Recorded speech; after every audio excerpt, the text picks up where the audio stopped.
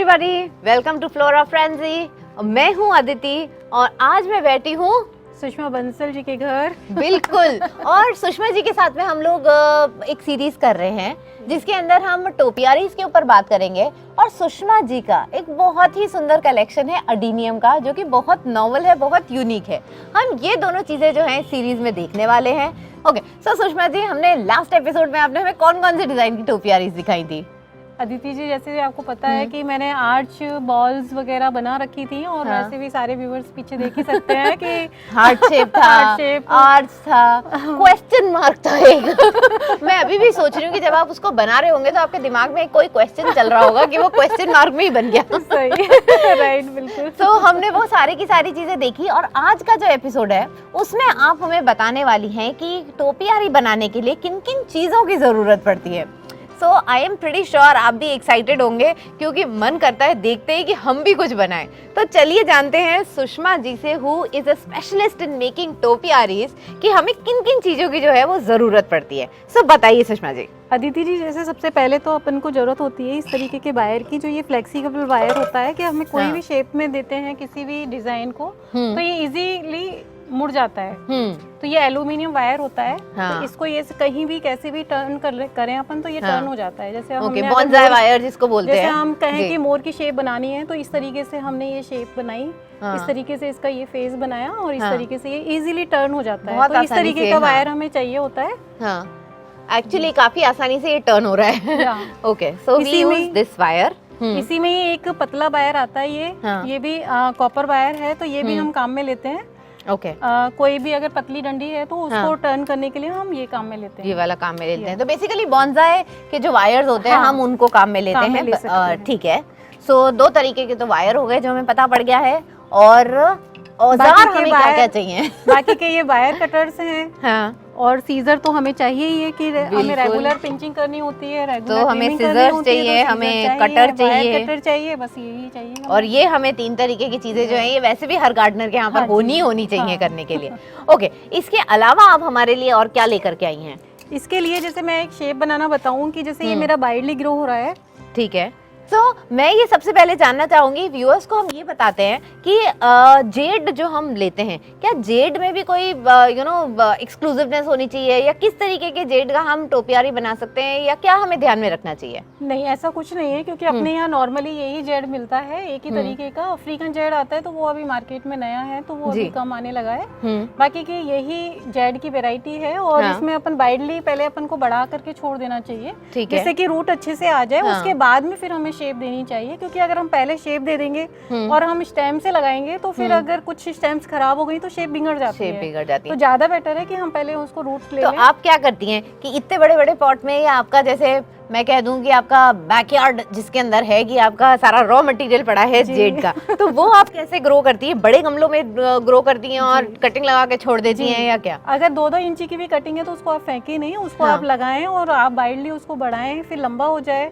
जो भी अपन को शेप देनी है तो फिर अपन चूज करेंगे कि हमें शेप क्या देनी है, फिर अपन उनको निकाल करके दूसरे गमले में और उसको सोच सकते हैं। में हमें शेप बनानी है तो फिर अपन उसमें लगा करके रिपोर्ट करके फिर बनाएं। ओके, सो जो जेड हमें काम में लेना है उसके लिए हम बस उसको वाइडली ऐसे ग्रो करने के लिए दें। अब आप हमें बताएं कि हमें पॉट किस तरीके का चाहिए होता है टोपियारी बनाने के लिए? कोई स्पेसिफिक पॉट चाहिए या क्या चाहिए? पॉट का कोई ऐसा चूज नहीं कर सकते अपन कि हमें किस तरीके का पॉट चाहिए। तो अगर हमारे पास जो भी अवेलेबल है हम उसमें बना सकते हैं। उसके अकॉर्डिंग हम पॉट हो, प्लास्टिक पॉट हो, कैसा भी पॉट हो और कैसा भी शेप हो, तो ठीक है, कोई भी पॉट में हम बना सकते हैं। ऐसा इशू नहीं है कि हमें पर्टिकुलर पॉट का डिजाइन चाहिए। तो हम प्लास्टिक का पॉट हो, सिरेमिक पॉट हो, टेराकोटा पॉट है, प्लास्टिक का पॉट आपने ले ही रखा है, तो इस तरीके की किसी भी चीज को किसी भी साइज के पॉट में हम लोग जनरली टोपियारी जो है वो बड़ी आसानी से बना सकते हैं। अच्छा, एक सवाल और आई एम प्रीटी श्योर आपके दिमाग में आ रहा है कि क्या हम केवल जेड की ही टोपियारी बना सकते हैं?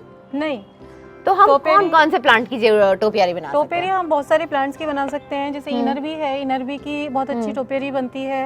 मालपीजिया है, गोल्डन हेज जो आती है उसकी भी हम टोपियारीज बना सकते हैं। तो बेसिकली हेज वाली चीजें हैं, जो भी छोटी पत्तियों वाली प्लांट्स हैं, और जो ये जो सॉफ्ट स्टेम जिनकी होती है, जिन्हें हम अच्छे से टर्न कर सकते हैं, उनकी सबकी हम टोपियारीज बना सकते हैं। ओके जैसे मैंने भी बनाई हुई है, एक इनरवी की मैं बना रही हूँ, अभी अंडर ट्रेनिंग है, तो नेक्स्ट टाइम बताऊंगी।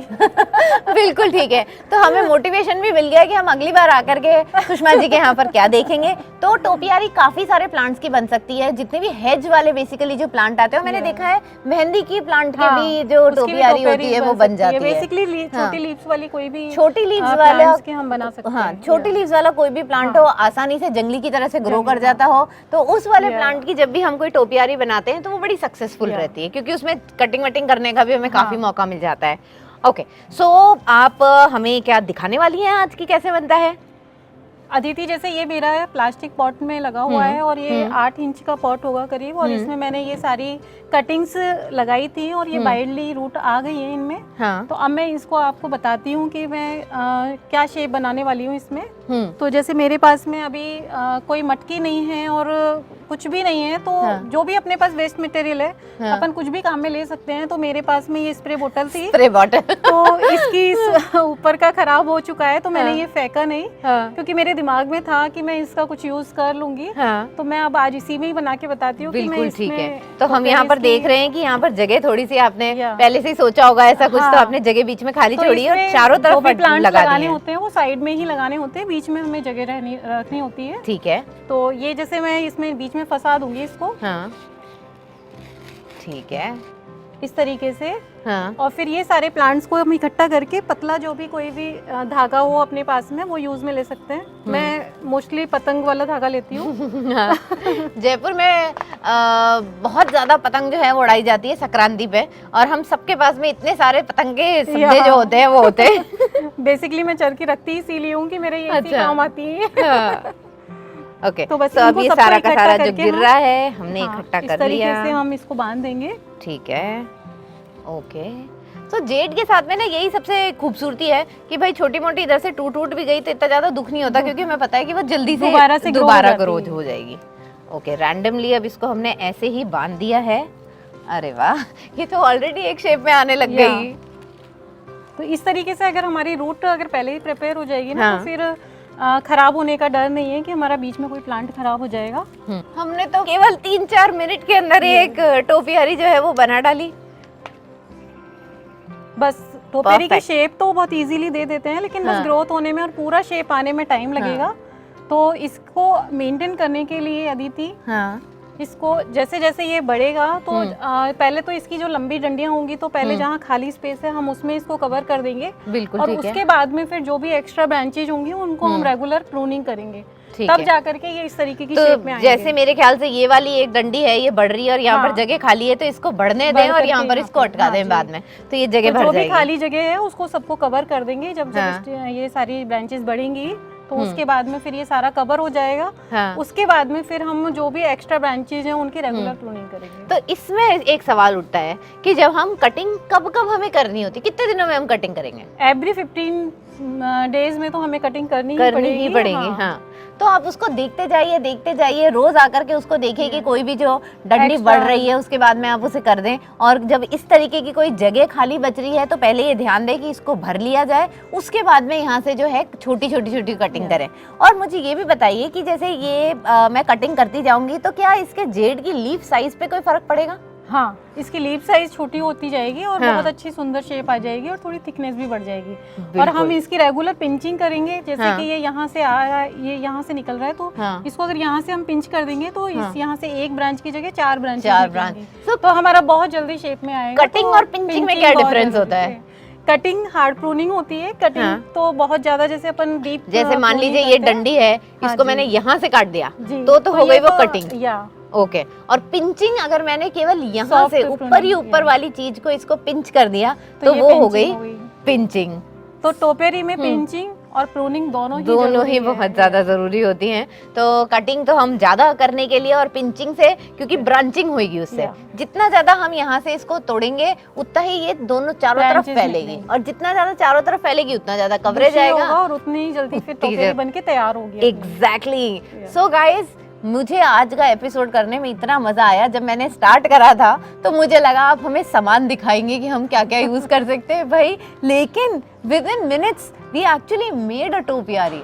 सो I think you can also try your hand on topiary. अगर आपके पास में कोई भी थोड़ा सा वाइल्डली ग्रो करा हुआ आपके पास में जेड पड़ा है तो आप थोड़ी देर उसे देखें, निहारें, फिर आपको कोई ना कोई, हमने आपको इतने सारे डिजाइन्स दिखाए जो कि आप बना सकते हैं उसी तरीके का कुछ सोच करके, वरना और कुछ नहीं तो आप बीच में मटका, प्लास्टिक की बॉटल, कुछ भी गोलाई वाली चीज लेकर के कुछ भी लगा सकते हैं और उसको बांध करके आपकी जो टोपियारी है वो 10-15 मिनट में ही तैयार हो जाएगी। सो Sushma ji, thanks a lot, क्योंकि बहुत मज़ा आया और ये तो सरप्राइज एलिमेंट हो गया कि हमने बना भी ली टोपियारी, तो बहुत ही ज़्यादा मज़ा आया। और आपने जो हमें टिप्स दी वो भी आई एम प्रिटी श्योर हमारे सारे व्यूअर्स के लिए बहुत ही ज़्यादा इम्पॉर्टेंट रहेगी।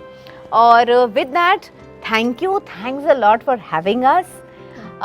एंड आप कहाँ जा रहे हैं? मुझे लगता है आपने शायद अभी तक लाइक बटन नहीं प्रेस करा है, तो आप जल्दी से लाइक बटन प्रेस कर दीजिए। और अगर आपने अभी तक भी आप सोच रहे हैं कि सब्सक्राइब करूं या ना करूं तो कर ही दीजिए।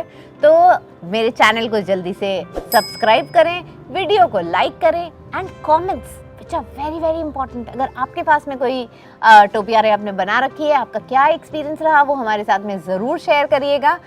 We will wait for your comments and I will see you very very soon. Bye bye.